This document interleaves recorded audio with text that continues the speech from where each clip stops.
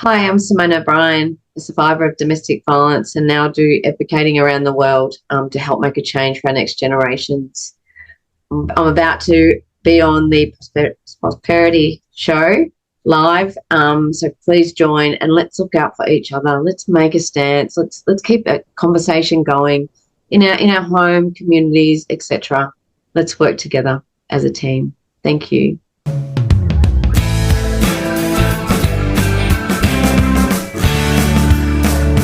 Welcome to yet another episode of the Online Prosperity Show. And I'm your host, Prosper Taruvinga.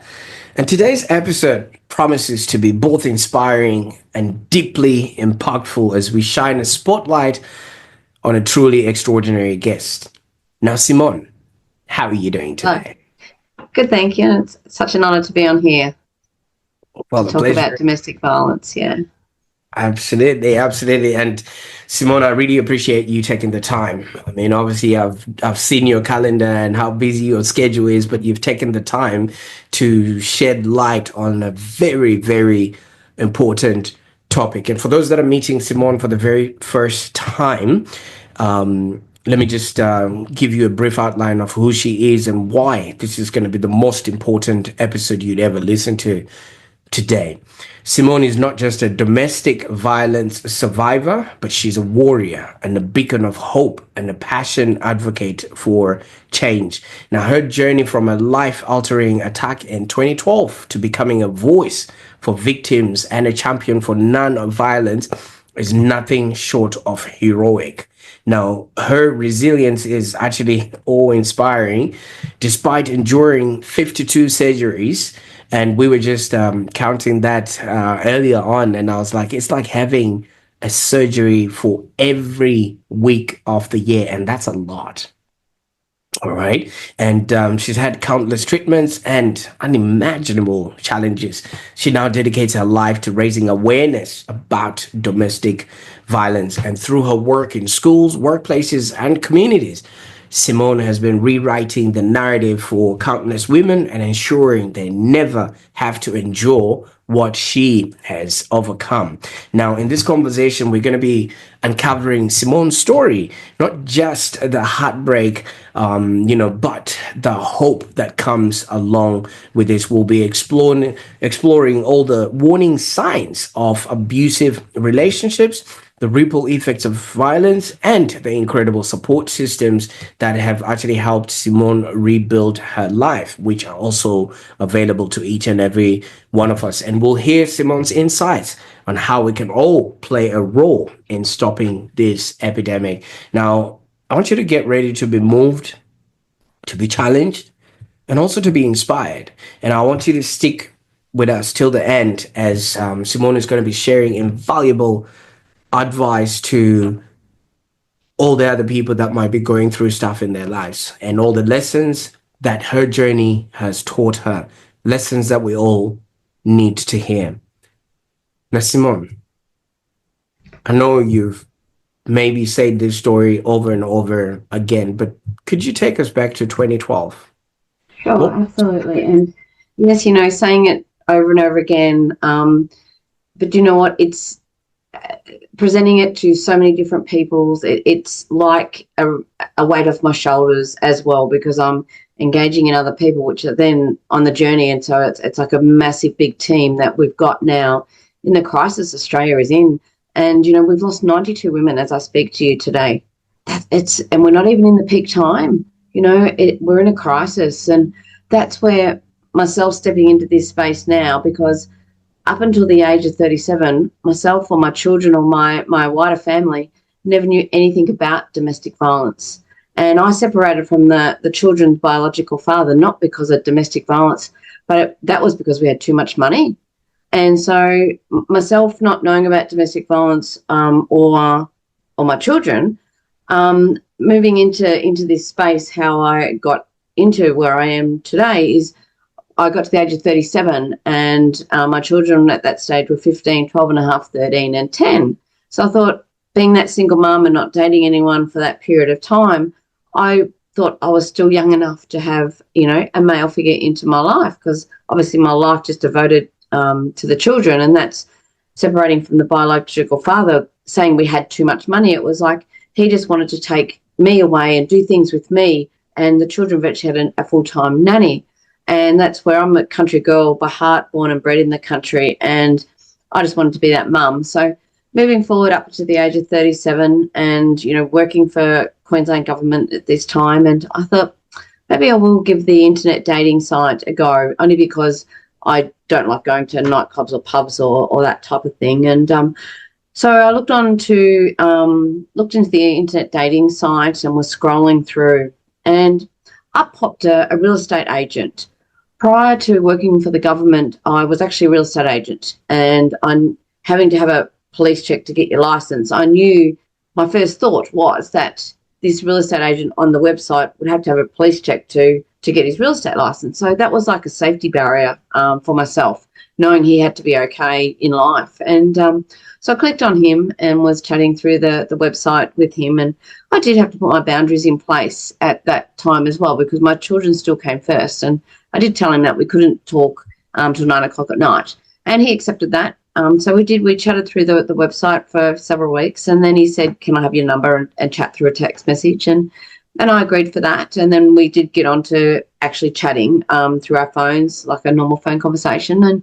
And that was good, but still at that 9 o'clock at night, because my children came first. And then he asked if he could take me out for a date. And I agreed. And so he picked me up and greeted me with a bunch of flowers, and we drove to dinner. And I was very grateful he paid for dinner. And then he dropped me home, and I still got a babysitter in for the children back at home. And so from that night going on the date, then we went into a relationship. And not having a male figure in the home for many, many, many years since the biological father had left, Zach, just my youngest, he was 10, he just craved the men, like as that father figure. So he actually doted on the perpetrator. Whereas Gabby, my eldest, she was not only my eldest daughter but my best friend. She never let him sort of into her life, as in, if he said, come on, Zach, let's go get an ice cream, or, Zach, let's go for a shot of basket or something, Gabby would never go. She was never rude or disrespectful, but, just never let him get into her life either. So, starting in this relationship over a period of 9 months, and yes, it was only short, but little red flags were growing. And they were deleting contacts out of my phone, which, I was blaming Zach for when it happened 3 or 4 times. And then when it happened 5 or 6 times, I realised, I've already grounded Zach for it, that it's and excuse me, men, for using the word, but, and you'll understand why as we talk along. But I realised the perpetrator was actually deleting contacts out of my phone. And I was actually blaming Zach for stealing money out of my wallet, taking it for Tuck Shop, but I realised it was actually the perpetrator as well. There was a lot of little red flags like that, which might seem really minor, but they just didn't sit well in my tummy. And the biggest red flag was that made me end the relationship, because this perpetrator was a gentle giant. He didn't say the word SHIT in front of myself or the children, and he actually opened the car doors for myself. But all these little red flags accumulating, yes, they don't seem like anything, but what actually made me end the relationship was he started sending me flowers to work. Not just one bunch every couple of weeks, it was every day. And do you know what, to be honest, I just felt sick. And so on a Friday before Monday, the 25th of September 2012, I actually rang a friend. And I said to her, how do I get out of this relationship now that I'm in it? And she said, let's. Do you know what? That word let's is just the most powerful word to me, and it's embedded into my brain, because knowing that she knew what I was going to do just was such a peaceful thing for me. She said, let's do it on Monday when you drop the children at school. And I thought, yep, perfect, sounds good. So Monday came around, and I dropped Ashlyn and Gabby off towards their high school. They caught the train, and then I dropped Zach at primary school still. He was still there. And then I caught the train into the CBD of Brisbane. And then I had to think to myself, now, how do I do this? Do I phone, text, or email? And you know what? I did the gutless way, and I just sent him a text. So doing that on the way in, and back then in 2012, we didn't have our phones as a computer like we do today. And so I didn't check my phone until lunchtime, and then scrolling through, there was so many messages. And I never got to see or read, or I didn't reply to one, obviously because the investigators then had my phone. But moving back from lunchtime and just, going through them, seeing that there was lots, not replying to any, I then went back to lunch and after lunch, and then finished my afternoon, and then caught the train home, and even more messages. So on the way home, I was thinking, oh, so glad I ended this relationship today. And getting home, and Zach was actually at basketball training this night, and Gabby and Ashlyn were at home, and Gab would always start cooking dinner for me, and which I was very grateful for. And so I walked in to the home at 6 o'clock, and I said, hi, girls. And I said, how's school? And, get the old boring, learnt nothing and whatnot. And I said to them, I said, well, Mummy ended the relationship today.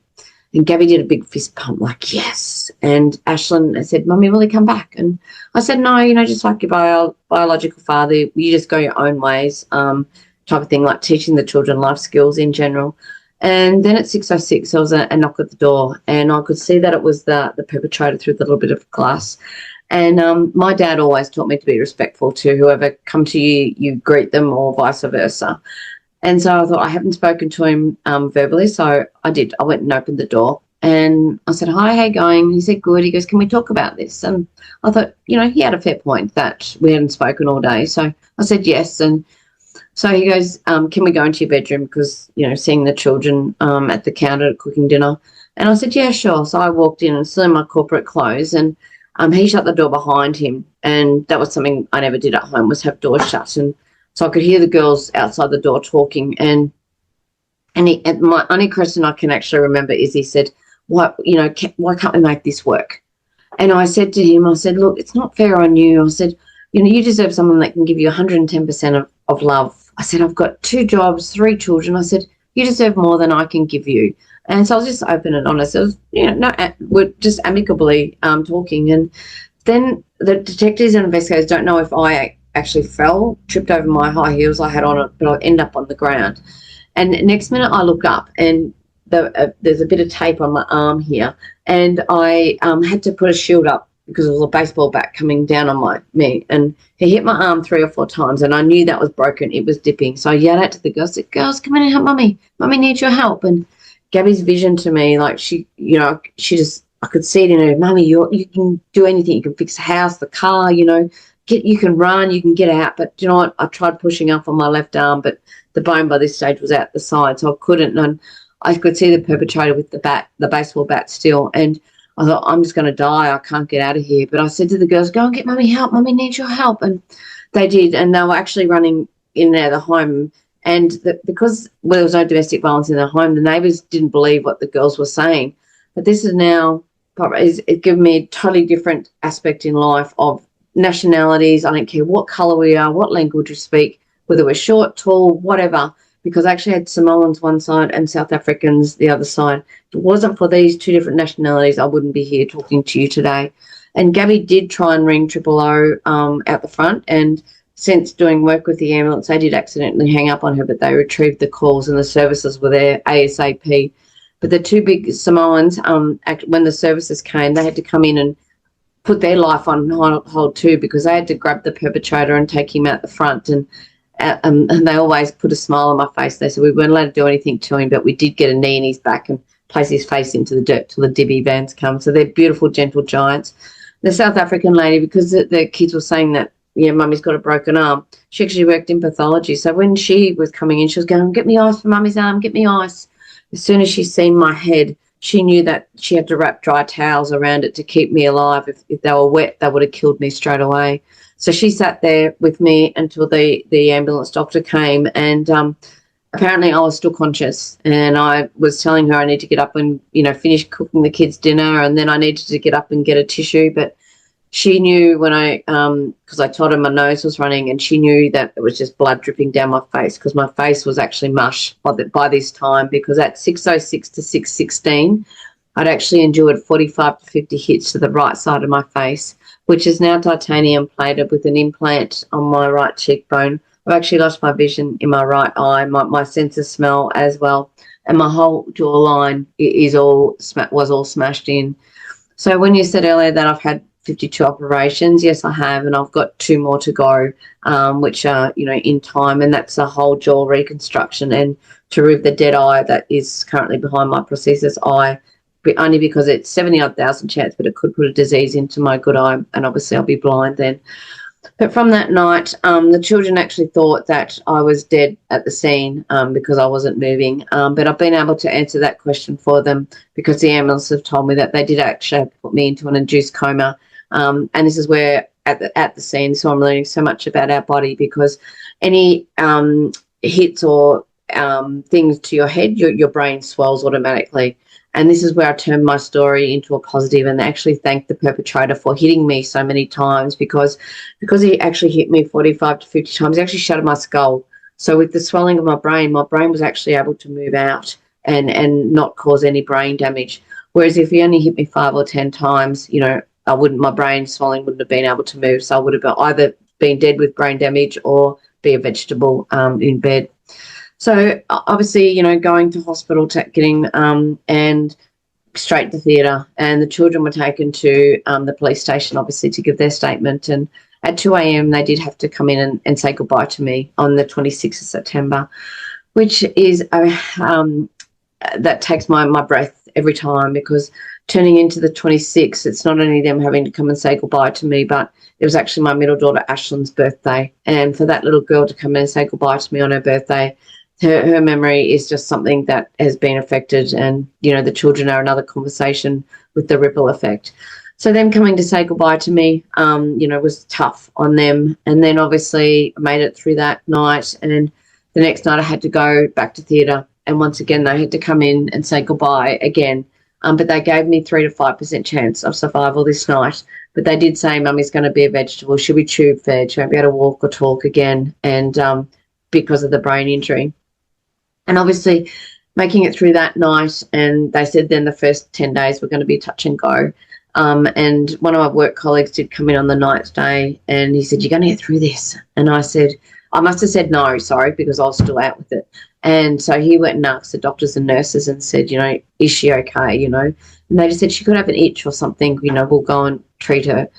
So obviously eventually waking up in ICU, you know, out of the coma, etc., and not knowing, no one was allowed to tell me what had happened, because once again, they didn't know how my brain, my memory, if it had been affected with all the hits to the face. And obviously waking up and not knowing why I'm there, I actually, from my brain being so mush, I actually thought that was my home in hospital. That was me for the rest of my life. So this is now turning it into a positive, you know, down to self-care and different things, and having counselling and looking after yourself has been my number one priority, even over my children. And I've never loved myself prior to this, but I can actually say now I do, not in a snobbish way or anything, but just putting love and respect back into myself, and saying each and every day, never give up, keep smiling and staying positive. And that's where, you know, turning from the perpetrator into a positive for saving my life, my journey has just opened up. And now getting into what I'm doing, I'm not normally a speaker, presenter, but now working with children as young as 5, you know, making sure that they, at 5, if there's a domestic violence red sign, it's not affecting their schooling, so we can stamp it out at such a young age. And yes, I do actually fly back. I'm now relocated back in country Victoria, and I do actually fly back to Brisbane every 7 days for a form of treatment. And that's obviously happened now from the time that the assault took place, but I'm a prisoner in my own body for the rest of my life, because if I don't have this treatment, ongoing treatment, you know, my jaw, my eye, different things will not be able to keep functioning. So I actually, you know, as a positive, I just say now it's a grease and oil change that I go back to Brisbane for to keep me functioning. But even, you know, down to the little things in life, and I can remember flipping playing cards for hours in my room, and you know, having an OT tell me what to do to get my functioning. I'm thinking, why am I doing this? But this arm that was first broken was stiff as a board, and I can tell you, I didn't think I was ever going to be able to move it again. But, you know, with determination of flipping these cards, I've now got full movement in my hand that was broken, and it hasn't stopped me. And this is where, you know, giving back to yourself and no matter what negatives you've got in life, put them into a positive, because your mental health is the most important thing. And that's what I've realised now. I didn't want to wake up, you know, in 10, 20, 30 years' time and think to myself, wish I'd done that. I was told I wish I'd done that. And from listening to everything my surgeons and specialists and doctors have told me, that I've been an A++ patient, and I was never an A+ student. So it's something now that, you know, learning about our incredible body, it's actually absolutely amazing. And, you know, even down to this arm here, you can see I've got a skin graft taken off and a blood vein taken out of this arm, in which I've learnt we've got two in both arms, and they actually had to take one out and thread it through my neck here to keep this skin graft alive, because I had to have a section of my brain skull removed for 6 months because the infection got into my skull. So little things like that, determination. You know, my jawline only opened 7 mil at the beginning, and under anaesthetic they could get it to 19 mil. I'd hate to know what they were doing under anaesthetic, but now with my ongoing treatment, I've got it to about 30 to 35, which will never be the same as a normal human, female human. Theirs is like 40 to 45. But, you know, I can accept that. And, you know, it just means I can't pick up a burger or a bulky sandwich and eat it, which is, you know, it's better for the waistline if I don't eat burgers anyway. So, but, you know, it's now turning everything, into that positive, as I said, and even going in the bigger picture, you know, hoping to get domestic violence as a part of our school curriculum now, because, you know, our students, you know, at the start saying that myself and my children didn't know about domestic violence. At least now we can prevent it from happening. And even, you know, trying to bring in different things to help us in our next generations growing up. But the biggest thing I really want to unpack is any little red flag turns into a big red flag. And this is because meeting the perpetrator and him saying that he hadn't been married and no children, and, you know, myself discussing, you know, how I separated from the biological father and different things. And because he worked in real estate, he told me he hadn't been married and no children. And I believed that, because I'd experienced real estate myself prior to working with the government. And I knew it was such a busy job. It's a 7-day-a-week job. And once my children come, I couldn't keep doing that. But the biggest thing was why I'm saying about little red flags is because after the trial, which was 2.5 years after the assault, the trial took place, and that was because the doctors wouldn't let me do a statement prior to that because of my brain injury. And his face went around Australia because of the result. Well, after that, 2 wives actually came forward. So I'm actually a third wheel here. And this is my message, is we need to report, stamp this out, because if that first wife had spoken up, because he actually assaulted both of them, if that first wife had spoken up, I wouldn't be sitting here talking to you about domestic violence today. Because if you look at the ripple effect, because he's a real estate agent, then he wouldn't have got his real estate license, because he would have, you know, had an IVO, he would have had a criminal record. So that ripple effect, that we need to speak up about any little red flag and report. We're going to stamp this out eventually. It's not going to happen today or tomorrow, but we've just got to keep working as a team, because the crisis that we're in, not just here in Australia but around the world from domestic violence, it's just something we need to speak about. Simone, thank you. Thank you for that, and obviously the experience that you've shared with us here today. And I can only imagine what it was like and what it's been like throughout all of this. But just bringing it back a little bit, you did say the people that actually came to your rescue would have been the neighbors that were, yes, on either side of the you know, your house. Yes. My question is, had you been communicating with them before, or was this the first encounter that they've had? No, like they never come. We never did dinners in each and either homes, but you know, being the Simone family, so they had mum and dad, and then there was like 2 or 3 of their families living in there, so there was always like 10 people in the home. And so we'd always chat, you know, if I was pulling in the driveway or vice versa, it was, hi, how you going? So yeah, not not as in coming into the house, but yeah, definitely, just, greeting them, like them, or if I was mowing the lawns, I'd say, do you want me to take over, or different things like that, but not, not as in, yeah, having dinner with them or etc. But, and this is where the importance of getting to know your neighbour and bringing simple things back into life, like neighbourhood watch, because if either of these neighbours, even weren't home, or in those homes at night, who knows what could have happened? Because when he was actually hitting me, my middle daughter Ashlyn, she would demonstrate that he was not only doing this with the bat, but he's doing this with the bat as well, and that could have been them. He could have attacked them as well.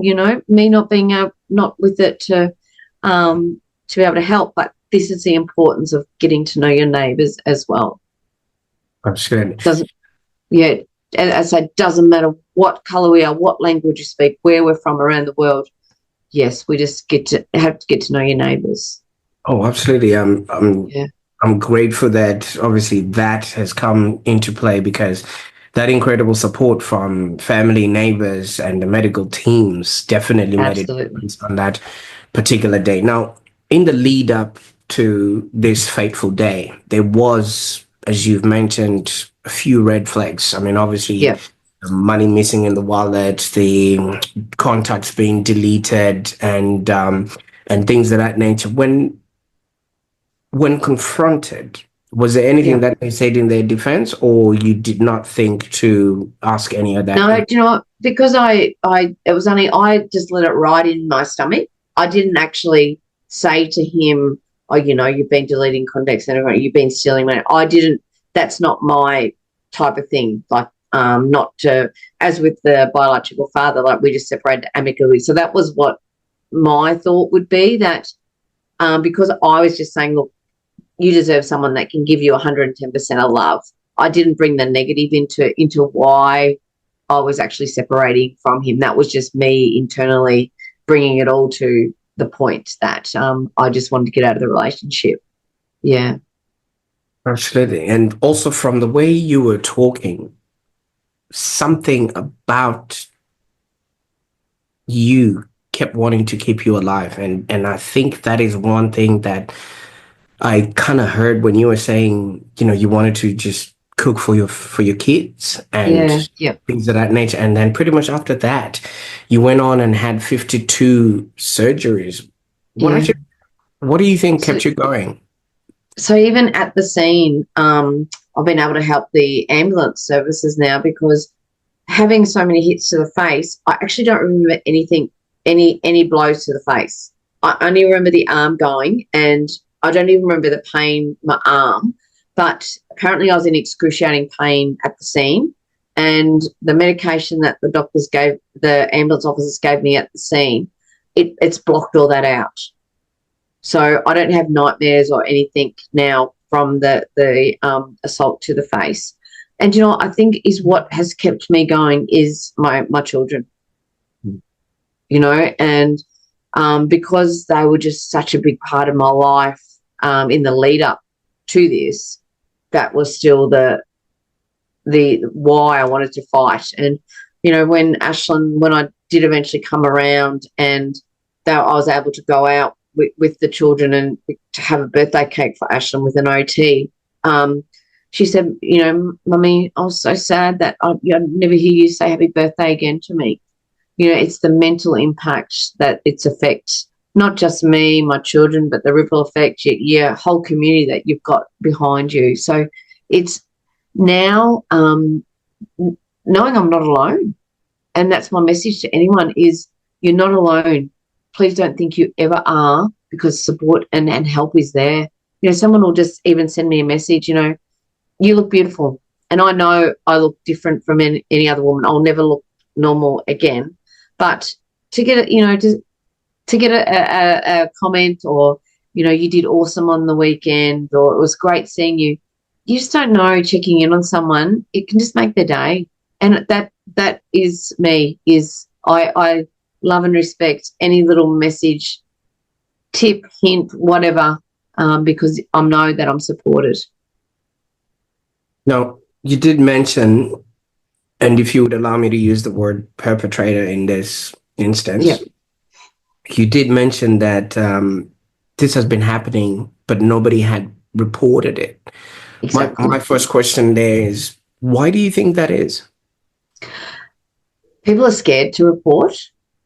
And that's why I wanted to turn this negative into a positive, because if people aren't reporting, offenders like this perpetrator are still out in our streets. They're still making lives, wrecking lives. And, he got life for attempted murder.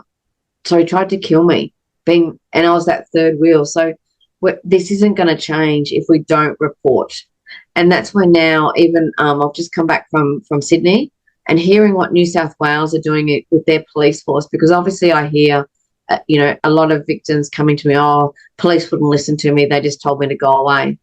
And with what New South Wales are doing, they're actually putting like a wellbeing person in the police station. So if a lady comes in to report domestic violence to the police, instead of the lady walking back outside the police station thinking, what do? I've got no money. I've got no, roof over my head.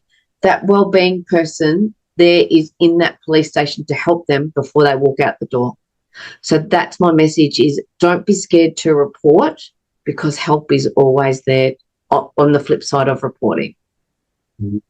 Now, you're also starting to work with schools, workplaces, and communities, which is where all these other people are in. And what's Absolutely. the sort of approach that you're taking to educate people about domestic violence and its warning signs? Because, like you said, people are afraid, but is Yes. it something that people are readily open to discuss about?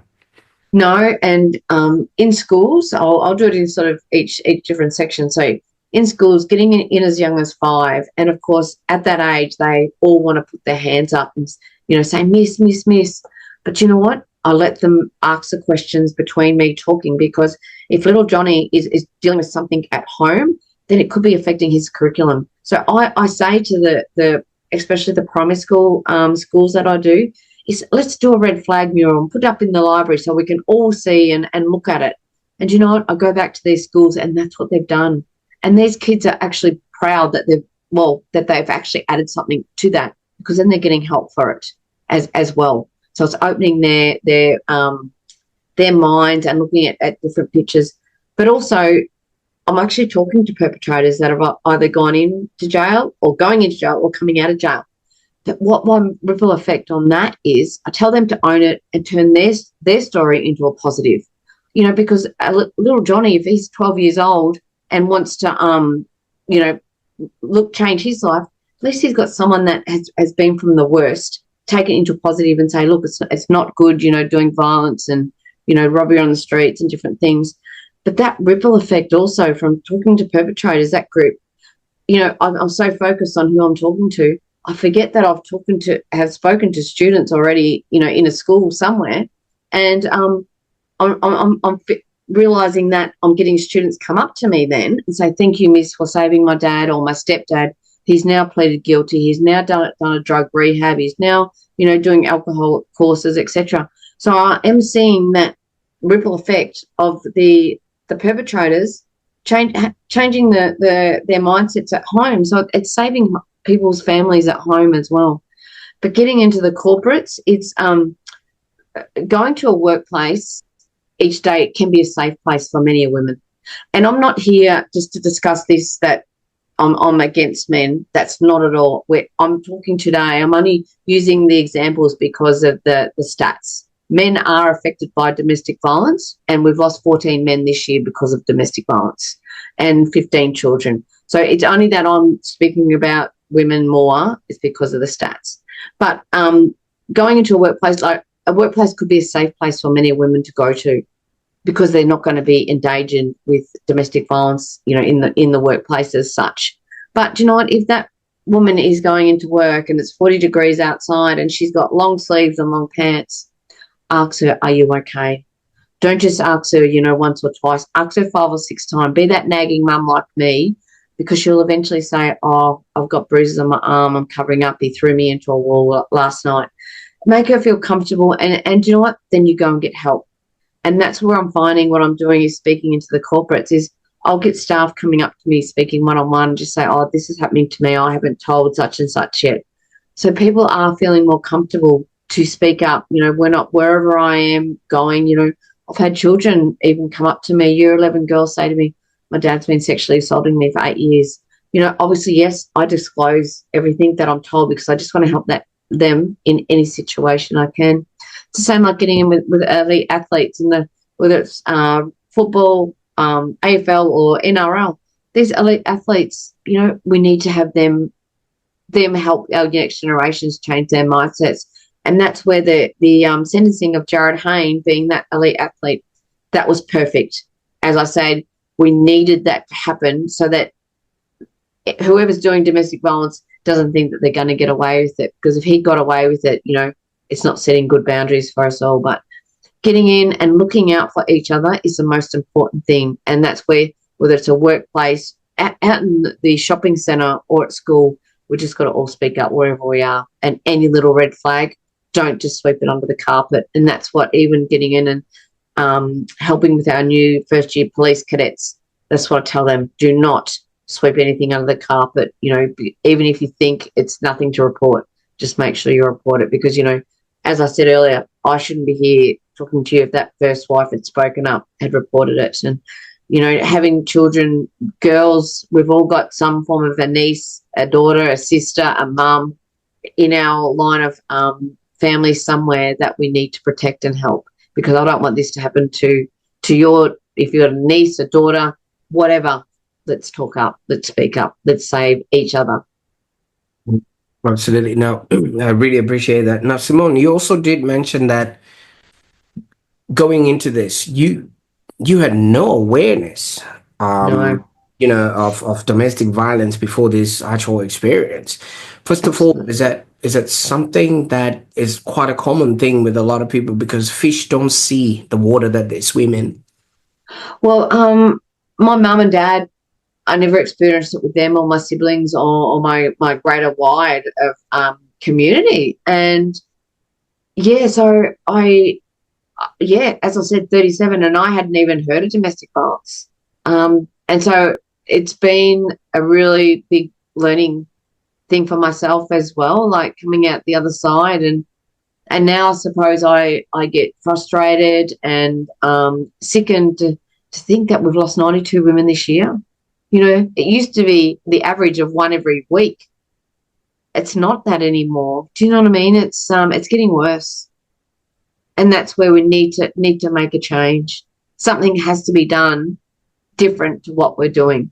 And that's on, you know, I can't emphasize enough on the reporting, because if we can get things, and then I'm working on bringing Claire's Law here into Australia as well, which is a law that you can actually look up someone if you're starting in a dating site and different things, which, you know, you've got the right to ask and you've got the right to be told. And that's, you know, about Claire's Law on that line. So if I was able to look up this perpetrator that did this to me and see that he had, you know, a criminal record, I wouldn't have gone down those lines.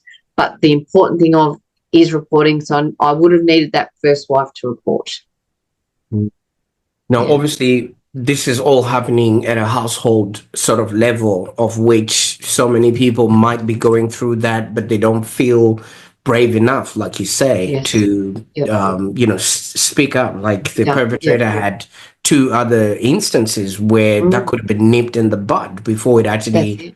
trickled down to yourself. Now, it's obviously now being called an epidemic. You know, this Yes. domestic violence. So you're talking about 92 women this year alone.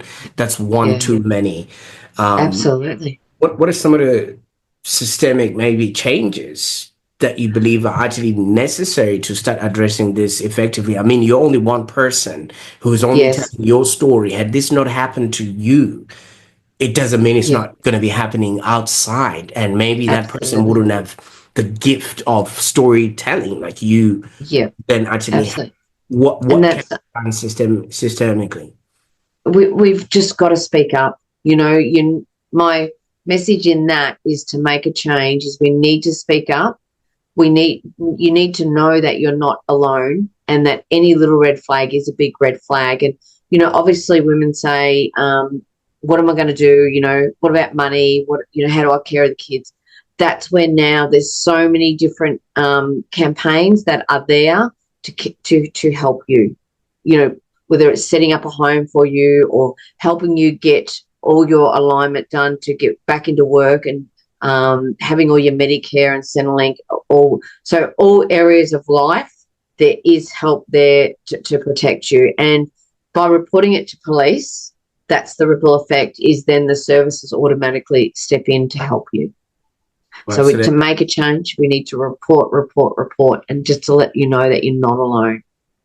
fantastic, and thank you so much for that. But you did mention there are a few telltale signs when you start looking at this. I mean, obviously, some things might not be bluntly obvious, like bats in Yes, the face, but there's certain things that people should be on the lookout for. Now, yes, maybe let's point out to some that seemingly are not obvious, but are actually a lead up, because how you do anything is how you do everything. All right. yes, absolutely. And, Yeah, and if we can then maybe give people advice on yeah. how maybe to not maybe make an anthill out of, what do you call a mountain out of an anthill, Imagine.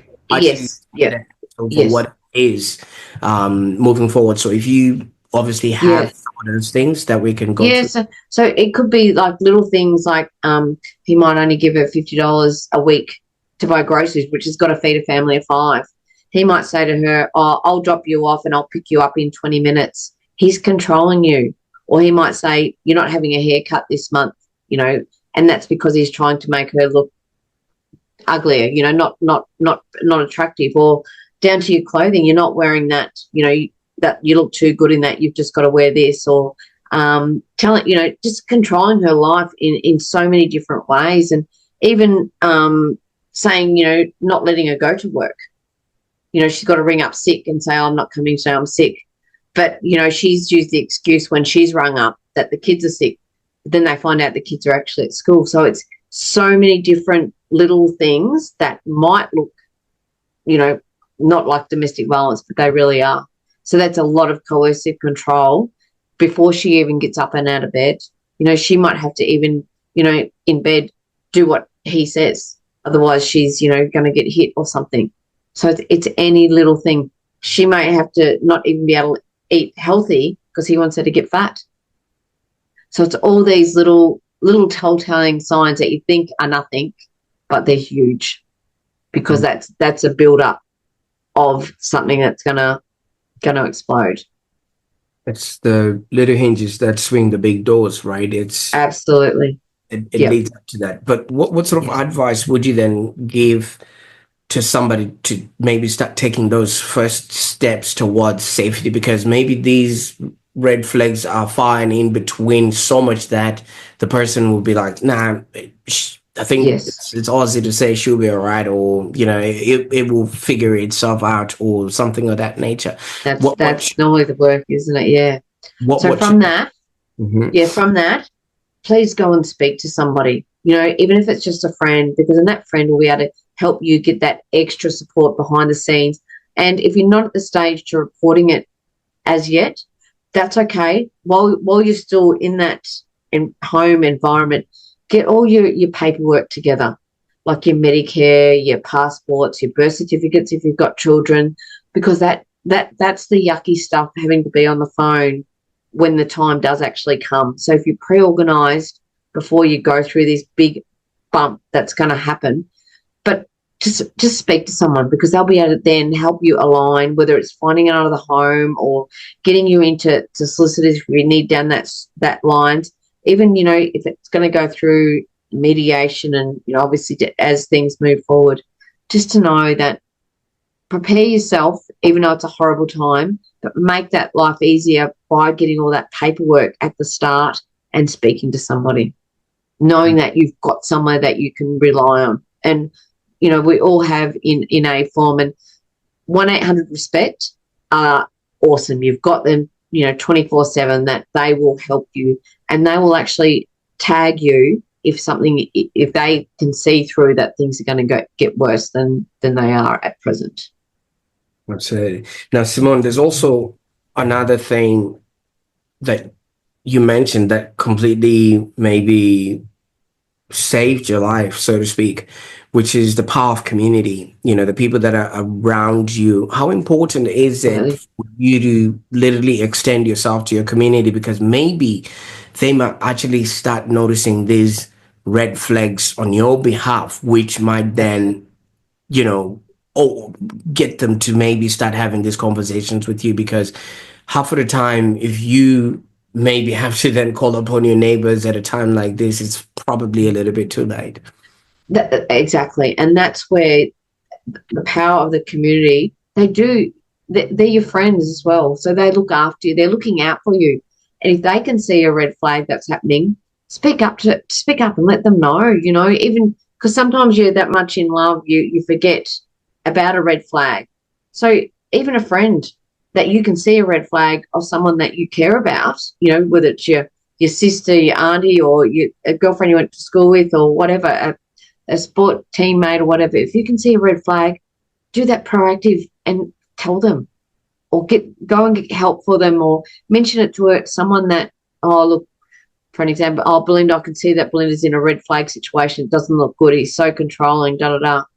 Just speak up. So if you're a bystander, speak up. Don't let them go home to something that you don't know what's going to happen at home. Yeah, Mm.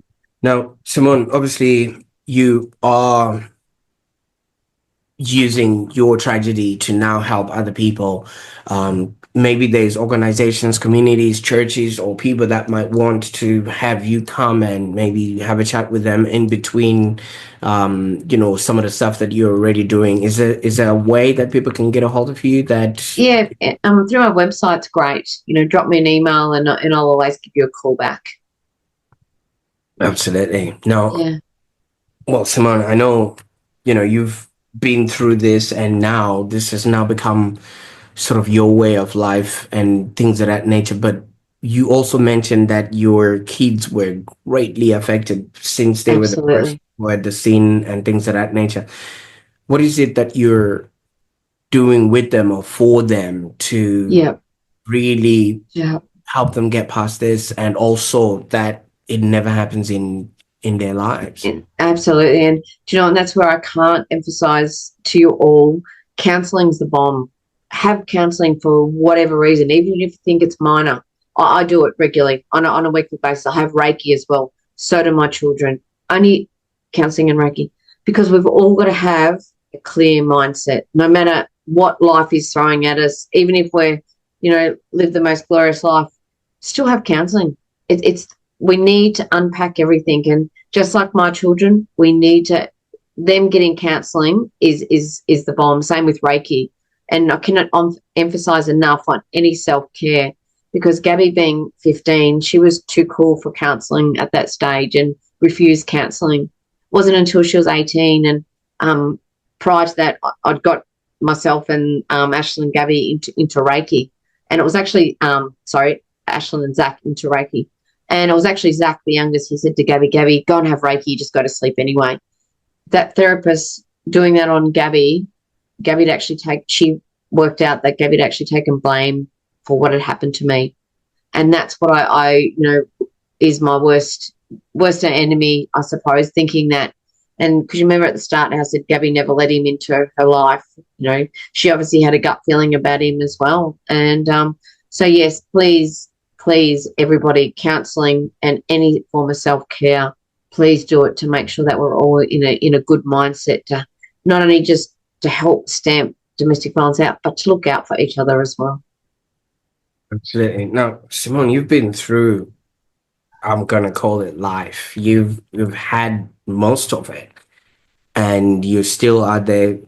You were laughing and joking about burgers and everything else. You know what I mean? You've found humor in the whole situation, which so many few people would be able to, um, obviously, be able to stomach, so to speak. But what's Yeah. next for you, Simone? I'm You know, actually going through a stage now of every prisoner gets to apply for parole. And even though he got 80 life for attempted murder, next March coming, he's at 80% of that. So now I'm actually today submitting a submission to protect us here in Australia, that this doesn't happen to anybody. So I'm dotting my I's and crossing my T's, not only putting protection in for myself and my children, but absolutely everybody. So I'm working heavily on that. I've got a legal team back in Queensland that are supporting me and helping me just to get, you know, it all to bring it all together. But now it's it's a journey I never want anybody on, but turning it into a positive. And everywhere I go now, it's I just feel very grateful and loved, and to know that wherever I've got a team and we're helping make this change for our next generations coming through.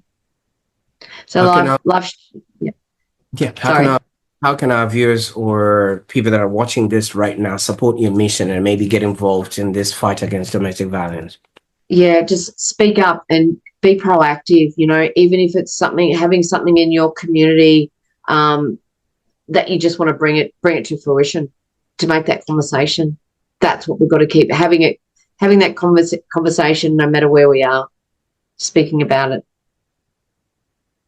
Well, Simone, I can't thank you enough for having this conversation with me today. I mean, your Thank you. life It's been a real story pleasure. and your experience have so much value to everybody else out there. I mean, we go through what we go through in life, but I feel like this in and of itself has now become the platform of which this might not never happen to any other person out there. So on behalf of anyone else who gets an opportunity to experience a good life because you've gone through this, thank you. Thank you for having me today. It's been an absolute pleasure and an honour. Wow.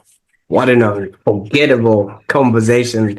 Simone, I thought I was brave. I don't know, but I think what you're going through deserves an even bigger platform. So I really appreciate you for taking the time with us today because your story is just a testament to the power of resilience, community, and just courage in and of Absolutely. itself. Yeah. And for those that are watching right now, the first thing I would encourage you is to go and support Simone. I will put all the links to what she's doing there. It could maybe not happen to you, but it could be your daughter, your niece, your mother, because her message is clear. We all have a role to play in stopping domestic violence, and together we can create a safer, more compassionate world. Absolutely. I mean, if this episode moved you as much as it did, I encourage you maybe to rewatch it because there's so much that was said that you probably would not have picked up because you just wanted to come to the end. But if you got everything that you need, why don't you share it with somebody who needs to hear Simone's story? We all know those people and they may not be able to speak up for themselves, but they are able to watch this on their own mobile phone without the perpetrator knowing that something like this is happening. This will be your own action in your own community, friends, and your loved ones. I think this conversation needs to be continued. Share this Absolutely. with somebody that needs to hear it. And let's work together to create the change that we want to see in the world. Once again, thank you so much, Simone. Until next time, stay safe, stay hopeful, and let's make a difference. Bye for now.